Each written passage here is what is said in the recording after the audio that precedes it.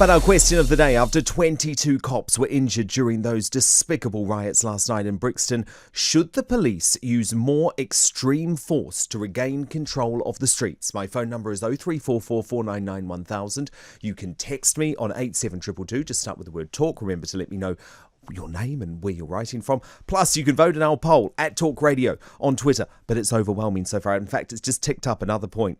96% of you saying the police do need to use more extreme force to regain control of the streets.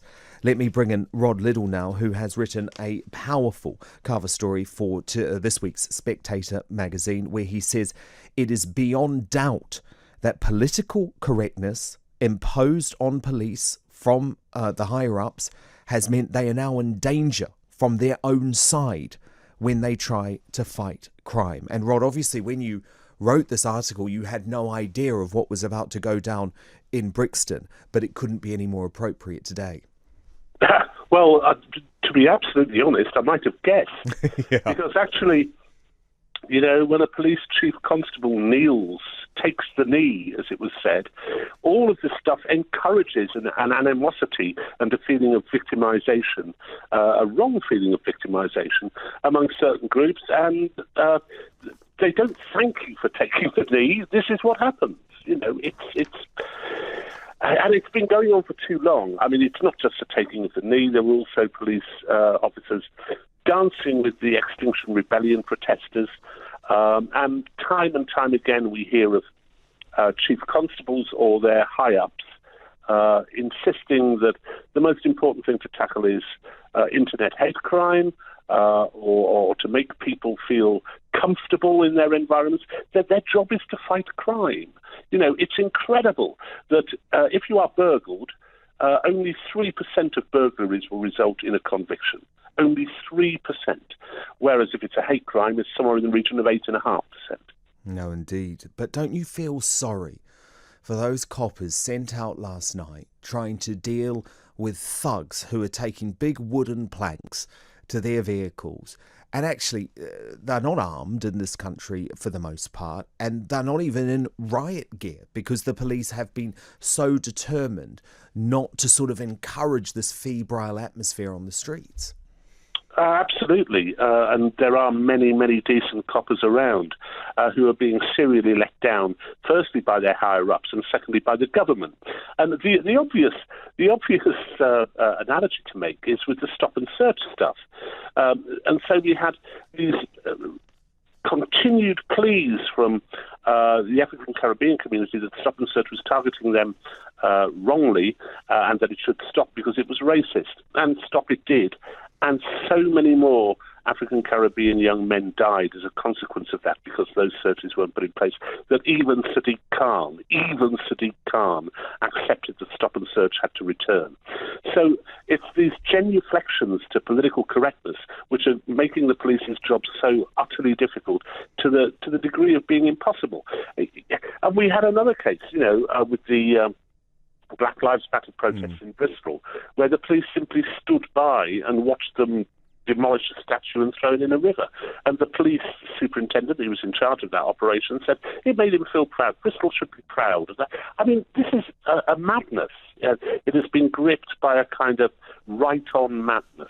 Well, yes, and I can't believe, Rod, that type of lawlessness and vigilante justice does anything to encourage positive race relations in our country. No, it does the opposite. I mean, firstly, it encourages people to attack the police because they've been told over and over again that the police is racist. The police isn't remotely racist. It may have been in the past, but it isn't today. And there is a healthy proportion of black and minority ethnic people within the Metropolitan Police Force, for example. But what it does is when the rest of us watch this, never mind the coverage from the BBC, and indeed a lot of our newspapers, my suspicion is that much as your poll showed, that the vast majority of people in this country are sickened by it and think it's a ludicrous example of what is the cliche, which is political correctness gone mad. Well, indeed, and I love this line from your Spectator piece where you say, the police, or at least police chiefs, are never happier than when grandstanding on crimes which they think will bring them political cachet and thus the respect of the rest of our liberal elite. And you could actually see that happening during the Black Lives Matter protests, couldn't you? The BBC and the police were working hand in hand, and they actually didn't want to report the facts on the ground, either the police or the BBC. Well, the BBC actually doctored a photograph and reported that the demonstrations had been entirely peaceful, and doctored a photograph showing a bloke with a huge piece of wood attacking someone. You know, it is remarkable. Largely peaceful, despite the fact 26 cops ended up in hospital. I mean, 26 rubbish. Cops in a hospital, and that was a peaceful demonstration. You know, it is beyond credulity that this isn't a politically driven agenda, and it's been politically driven for the last 25, 30 years. The astonishing thing is that a Conservative government has put up with it. I mean, it's remarkable. But Priti Patel doesn't seem to want to put up with it. I mean, she was absolutely furious after what happened with the Colston statue, for example. But can she make real change? I think she can make real change, and she's a good thing, generally, but also on this subject as well. She doesn't take any of this victimisation rubbish seriously. So she can make a change. But you need a whole root and branch change. And the trouble is that it's the police who are cozying up to a liberal establishment. An establishment which has power, obviously, but doesn't have the support of the people. You know, most of the population do not go along with the more outlandish claims of the Black Lives Matter movement. We all know that Black Lives Matter. We all think that that's important. But we don't go along with the initiative to demolish capitalism, for instance, or that white people have some form of privilege. You know, we just don't. It's not true. And I don't think most people do go along with that. But it is swallowed by all of our institutions. So what's the solution, Rod? What would you do?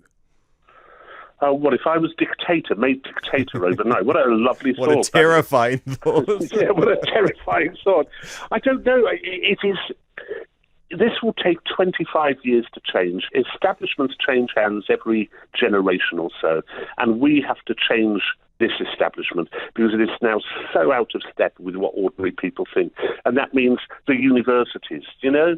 It means the BBC. It means Parliament. Because, you know, within Parliament, you will find Conservative MPs taking the knee in a way that would be unthinkable to most ordinary people in this country, black or white, I suspect. So I think this is going to take a generation to root out from top to bottom. Rod Liddle, journalist and associate editor at The Spectator. It is a fascinating piece. Thank you so much for being here. What do you think? After 22 cops are injured during riots in Brixton, should the police use more extreme force to regain controls of the streets?